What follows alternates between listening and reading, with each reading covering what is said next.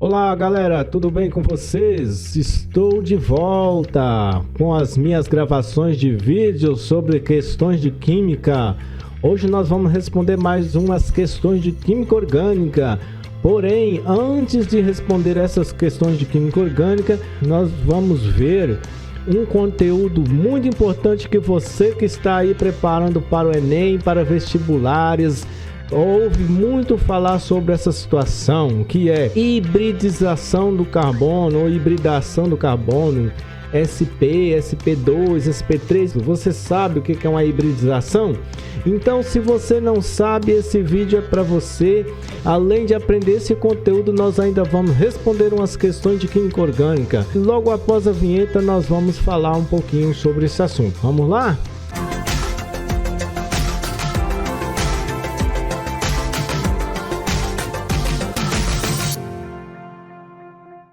Muito bem, o que seria hibridação, né? Eu deixei aqui um mapa mental, uma explicação bem rápida aí, né? Quem me acompanha no Instagram já tem esse mapa mental lá na minha página e outros materiais de química, certo? Eu vou basicamente explicar esse mapa mental para a gente ganhar tempo e responder as questões, certo? Hibridização de maneira simples.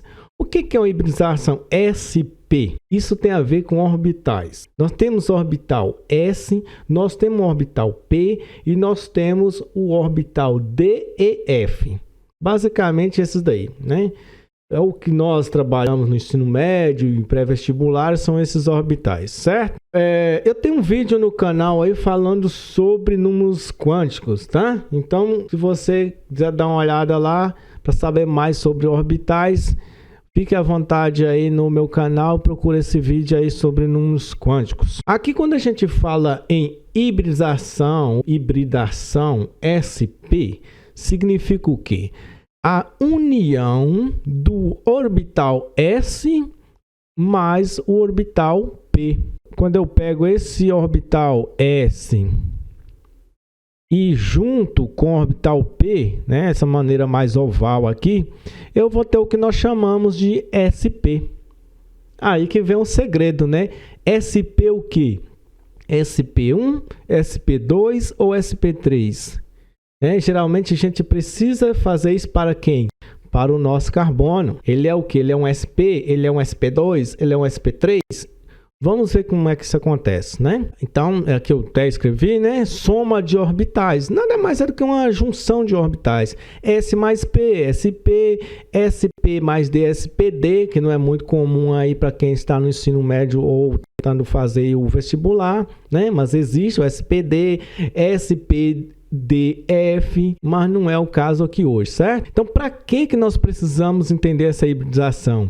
Todo elemento ele precisa fazer ligações químicas, né? Exceto os gases nobres. Então, para a gente fazer uma ligação química, eu preciso ter elétrons desemparelhados. Se eu não tiver vaga, vamos dizer assim, na casinha para eu colocar elétrons, a ligação ela não ocorre. Então, quando a gente fala orbital, é como se fosse casinhas onde nós temos os elétrons.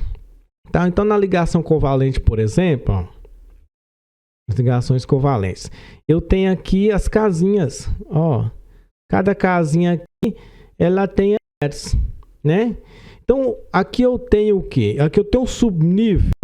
Se você ainda não sabe, nós temos o subnível S, P, D e F.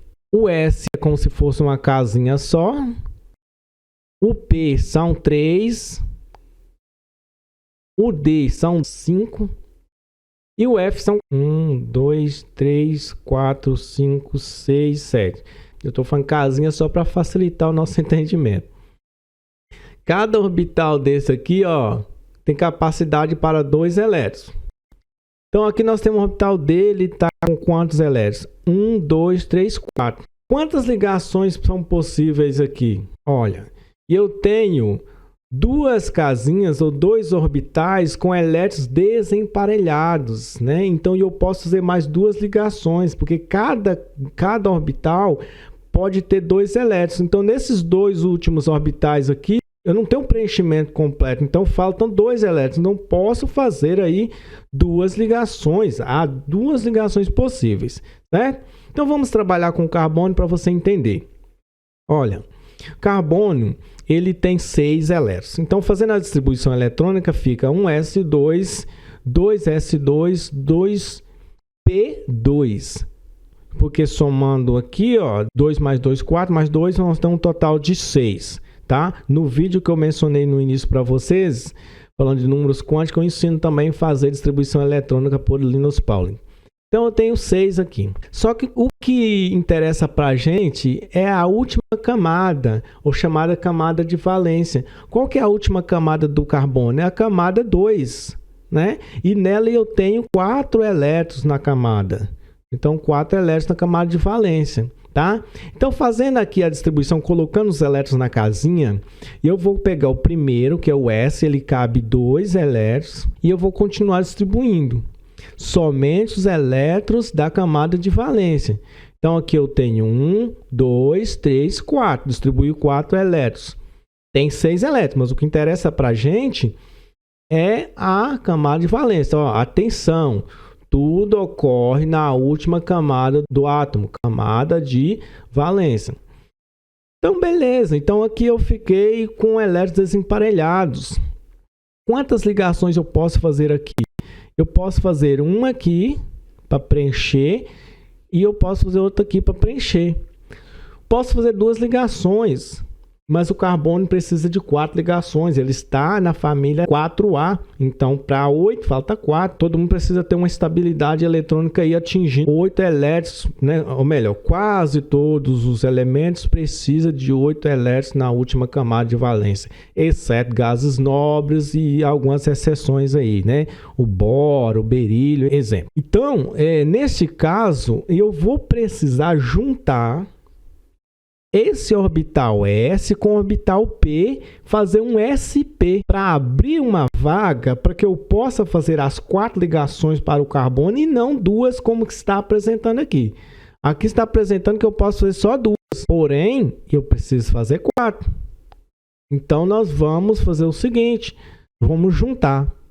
Quando eu junto e eu tiro esse elétron que está aqui, né, do S, e passo ele para a última casinha aqui, né?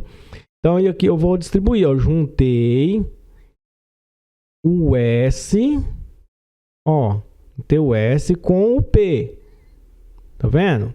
Então, aqui no S eu vou deixar só um, eu vou continuar distribuindo aqui no P, e aquele que tá lá no S, vem para cá, né? Para essa casinha aqui, ó, que não tinha nada. Então, aqui eu vou ter o quê? 1, 2, 3, 4. Eu tenho 4 orbitais com elétrons desemparelhados. Então, eu posso fazer 4 ligações. Eu posso fazer uma ligação aqui nesse orbital. Eu posso fazer uma ligação aqui nessa orbital. Outra aqui, outra aqui. Certo? Agora, tanto o S como o P têm elétrons desemparelhados, podendo fazer 4 ligações. Então, o que aconteceu? Eu somei um orbital S mais 3 orbitais do tipo P. Então, daí eu tenho chamado sp3, certo? Um S para 3p. Ficou confuso? Essa parte aqui ela é mais complexa, porque para você entender essa parte aqui, você precisa saber antes o que é orbital, como é que faz a distribuição eletrônica, camada de valência, né? Como que você coloca cada elétron aí nos orbitais. Mas não se entristeça que tem uma regrinha bem tranquila, bem prática, que nós vamos ver já já. A regrinha prática que eu falei para vocês. Regra prática. O que você precisa fazer na prática? Quando você tem lá os carbonos e quer determinar se ele é SP ou se ele é SP2 ou SP3. Simplesmente você vai fazer assim, ó. Você vai somar somente as ligações sigmas mais pares de elétrons livres. O que é uma ligação sigma? É uma primeira ligação. Ó, carbono com carbono. Isso aqui é uma ligação sigma. Aqui é uma ligação pi e essa é uma sigma. Aqui eu tenho duas ligações π e uma sigma. Ou seja, ligação sigma é a primeira ligação, né? Sempre vai ter uma ligação sigma entre os carbonos. Então você vai somar. Por exemplo, para ser um sp, você vai somar. Ó, aqui eu tenho um S mais um P, certo? Então o total nós temos o quê? 2. Aqui eu tenho um S mais 2, né? SP2. Então, o total deu 3. Aqui eu tenho um S mais um 3. Então, total 4. O que eu fiz aqui, né? SP, SP, SP. 1, 2, 3. E somei. Simplesmente isso. Se der 2 é porque é um SP. Se a soma der 3 é porque quem? SP2. Se a soma der 3 é porque eu tenho SP2. Se a soma der 4, então é porque eu tenho um SP3. Se a soma der 4, eu tenho um SP3. SP3. Um S mais um 3. Tranquilo, galera? Então vamos lá, ó. Quantas sigmas eu tenho aqui, ó? 1, 2, 3, 4. 4 sigmas. Então ele vai ser um SP3. Soma deu 4, SP3. Você faz o valor da soma menos 1. Sem o valor da soma, menos 1. Aqui quantas sigma eu tenho? Está em vermelho. 3. Menos 1, 2. Então, SP2. Aqui quantas sigmas eu tenho? 2 sigmas. 2 menos 1, 1. SP. Então, carbono SP. Aqui na nossa NH3, né? Que é a nossa amônia. Quantas sigmas eu tenho? Eu tenho 3 sigmas mais esse par de elétrons livres. Então, o total eu tenho 4. 4 menos 1, 3. Então, nossa molécula aqui ela vai ser SP3. Certo? Regrinha prática é essa. Somar somente as ligações sigmas mais par de elétrons livres. Beleza? Vamos responder as questões a seguir e você vai entender na questão o que nós acabamos de fazer. Bom, então vamos começar a resolução de algumas questões aí de orgânica, certo? A primeira questão. Ácido adíbico, matéria-prima para a produção de nylon, apresenta cadeia carbônica saturada. Para ela ser saturada, ela não pode ter ligações duplas ou triplas entre carbonos. Ela não tem ligação dupla ou tripla entre carbonos, né? Então, ok, até aqui ok. Mas ela é homogênea? Sim, para ser homogênea eu não posso ter heteroátomo entre carbonos. O que é um heteroátomo? É um átomo diferente de carbonos. Eu tenho oxigênio, mas ele não está entre carbonos. Até aqui ok. Ela é ramificada? Não. Eu não tenho carbonos em outras direções, então ela não é ramificada. Ela é uma cadeia normal. Ela segue uma linha normal de carbonos. Se eu olho aqui os carbonos, eles estão dispostos, né, de forma linear. Então aqui não é. Saturada nós já falamos que é.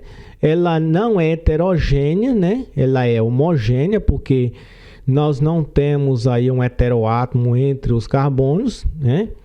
Ela é homogênea, voltando a confirmar aqui. Homogênea, ok, né? Entre os carbonos não tem o heteroátomo. Normal, sim, ela é uma cadeia normal. Se ela não é ramificada, ela é normal. Mas essa heterogênea aí não deixou a alternativa correta. Ela é insaturada. O que seria uma cadeia insaturada? Ela tem dupla ou tripla ligação entre carbonos. Não é o nosso caso. Ela não tem dupla nem tripla entre carbonos. Então, ela não é insaturada. Letra D. Ela é saturada? Nós já falamos que sim. Né? Entre carbonos só tem ligações do tipo simples. Ela é uma cadeia homogênea porque não tem heteroátomo entre os carbonos. E ela é uma cadeia normal. Alternativa D. Alternativa correta. Questão 2. A China comprometeu-se a indenizar a Rússia pelo derramamento de benzeno de uma indústria petroquímica chinesa no rio Songhua, que é um afluente do rio Amu, que faz parte da fronteira entre os dois países, né? China e Rússia. O presidente da Agência Federal de Recursos de Água da Rússia garantiu que o benzeno não chegará aos dutos de água potável, mas pediu à população que fervesse a água corrente e evitasse a pesca no rio Amur e seus afluentes. As autoridades locais estão armazenando centenas de toneladas de carvão, já que o mineral é considerado eficaz absorvente de benzeno. Levando-se em conta as medidas adotadas para a minimização dos danos ao ambiente e à população, é correto afirmar que: letra A. O carvão mineral, ao ser colocado na água, reage com o benzeno, eliminando o benzeno? Não, ele não vai eliminar o benzeno, né? O carvão ele não tem essa propriedade de eliminar uma outra substância. Aí na letra B.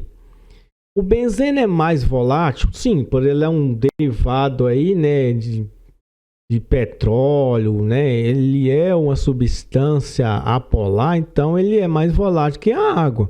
E por isso é necessário que a água seja fervida? Sim, porque ao ferver a água, esse benzeno ele vai evaporar primeiro, porque ele é volátil, né? Ele evapora, então ele vai evaporar primeiro do que a água, né? Ele tem um ponto de ebulição mais baixo do que ele da água, então vai sair primeiro, deixando a água sem benzeno. Então, é essa alternativa que é a alternativa correta. Tá? Letra C. Orientação para se evitar a pesca deve ser a necessidade de preservar os peixes. Não tem nada a ver. O benzeno não contaminaria os dutos de água potável porque seria decantado naturalmente no fundo. Não, porque se ele é mais volátil, ele não tem densidade maior do que a água. A densidade dele é menor do que a água, então ele fica por cima da água. Decantar, ele desceria para o fundo da água. A poluição causada pelo derramamento de benzeno na indústria chinesa ficará restrita ao rio Chonhua? Não. Não, ele vai seguir aí o recurso e os seus afluentes, né? Então já matamos a questão. Letra B de bola. Próxima questão. Questão 3. A capacidade de limpeza e a eficiência de um sabão depende de suas propriedades de formar micelas estáveis, que arrastam com facilidade as moléculas impregnadas no material a ser limpo. Tais micelas têm em sua estrutura partes capazes de interagir com substâncias polares, como a água, tá? Então, a água polar, e partes têm capacidade, né? Ou partes que podem interagir com substâncias apolares, como gorduras e óleos. Então, o sabão, ele pode interagir tanto com a água como com a gordura, né? Porque ele tem uma parte polar e uma parte apolar. Ele tem uma parte polar e outra parte apolar. Certo? Então vamos lá. A substância capaz de formar a estrutura mencionada é letra A, C18H36. Não, isso aqui é um hidrocarboneiro, só tem carbono e hidrogênio, então não seria. Letra B, C17H33COONA. Galera, antes da gente fechar essa alternativa aqui, deixa eu falar uma coisa. O que seria um sabão? Sabão é um sal ácido, né? Um sal orgânico. Então ele vai ter a gordura, que é uma grande molécula de carbono, hidrogênio. E no final nós vamos ter essa estrutura aqui, essa carboxila, né? Gordura, que é um ácido graxo, né? Então nós temos aqui o ácido carboxílico. Esse ácido carboxílico, esse ácido graxo aqui, ele vai reagir com, por exemplo, soda cáustica para formar o sal orgânico que nós conhecemos como sabão. Aí no final, como vão ter a estrutura? Nós vamos ter uma longa cadeia de carbono e hidrogênio, tá? E no finalzinho da cadeia, nós vamos ter isso daqui, né? Esse hidrogênio vai sair, sai esse hidrogênio e entra o sódio. E esse hidrogênio vem para cá, juntamente com o H para formar água. Então aqui eu vou ter o Na mais o hidrogênio que saiu e o OH, né? Formando água. Então, para ser sabão, eu preciso de uma longa cadeia de ácido graxo que vai reagir com uma base, por exemplo, a soda cáustica, formando essa estrutura também longa com essa cabeça aqui, essa cabeça aqui que vai reagir, né, com a substância polar, e essa outra parte aqui vai reagir com uma substância apolar, dando a ele a condição de ser, de ter duas funções, né? Função polar e apolar. Então, para ser um sabão, eu preciso de uma cadeia longa. Dessas cadeias aqui, qual que serve? Esta aqui, ó, letra B, porque ela tem 17 carbonos, é uma cadeia longa, tem 33 hidrogênio, e aqui nós temos, ó, C, vamos abrir essa parte aqui, para vocês entenderem. Vendo? C dupla O mais o sódio. Então, essa substância aqui, sim, ela serve como um sabão. Certo? A letra C não serve por quê? Ela só tem 3 carbonos. Se ela só tem 3 carbonos, ela vai ter pouca interação com gordura. Ela só tem esse pedacinho de carbono que vai interagir com a substância polar, que é a gordura, né? Então, não vai funcionar como sabão. A letra D, no final aqui, eu tenho COOH. Então, eu tenho um ácido carboxílico apenas. Né? Isso aqui é um ácido carboxílico. A letra E só tenho, né, carbono e tem um oxigênio no meio. Isso aqui é um éter. Então não funciona. Beleza, galera? Então, essa questão, alternativa B de bola também. Lembrando que no meu canal tem vídeos aí falando sobre sal orgânico, tá? Dê uma olhadinha aí, falando sobre funções orgânicas, vídeo falando sobre funções orgânicas, e eu explico melhor sobre a formação de sabão e outros sais. Questão 4. E é essa que nós vamos precisar aí da hibridização que nós estudamos. Uma das substâncias contidas nas bebidas alcoólicas é o etanol. Quando o etanol é carregado pelo sangue e chega ao cérebro, ele estimula os neurônios à liberação de uma quantidade extra de serotonina que deixa a pessoa desinibida e eufórica. Deu tipo de hibridação de cada carbono presente na molécula, né? Isso que foi erro de escrita, e indique quantas ligações temos π e sigma. Muito fácil, porque nós já sabemos o que é uma hibridização, né? Aqui eu tenho carbono, aqui eu tenho carbono, aqui eu tenho carbono, aqui eu tenho carbono, aqui eu tenho carbono, carbono, carbono, carbono, carbono, carbono. Vamos às hibridações. Vamos usar aquela regrinha simples. Soma-se as ligações sigmas, diminui por 1 e vamos ter o número de hibridação. SP, P2 ou P3. Esse daqui, ó, quantas ligações sigmas ele tem? 1, 2, 3. 3 menos 1, 2. Então, esse daqui é um SP2. Este daqui, ele tem uma ligação sigma, duas ligações sigma, 2 menos 1, 1. Então, ele é um SP. Esse daqui, ele tem, ó, 1, 2 sigma, então, SP. Esse daqui, 1, 2 sigma, SP. Eu estou fazendo 2 menos 1, né? Ok, ó, porque a soma deu 2, ó. Então, SP. Esse daqui, ó, tem 1 sigma, 2, 3 sigma. Então, SP2. Esse daqui, 1, 2, 3 sigma, SP2. Esse também aqui eu tenho 1, 2, 3 sigma, SP2. Esse daqui eu tenho 2 sigma, SP. Esse daqui eu tenho 2 sigmas, SP. E esse daqui eu tenho 2 sigmas, SP. Então, vamos olhar aqui. Quantas ligações π nós temos? Π é a ligação após a sigma. Então, nós vamos ver somente nas duplas, né? Só onde tem a dupla tem a π. 1, 2, 3, 4. Então, nós temos 4 ligações πs e as sigmas agora. Então, para contarmos essas ligações sigmas, eu dei uma limpada na molécula aqui para facilitar, tá?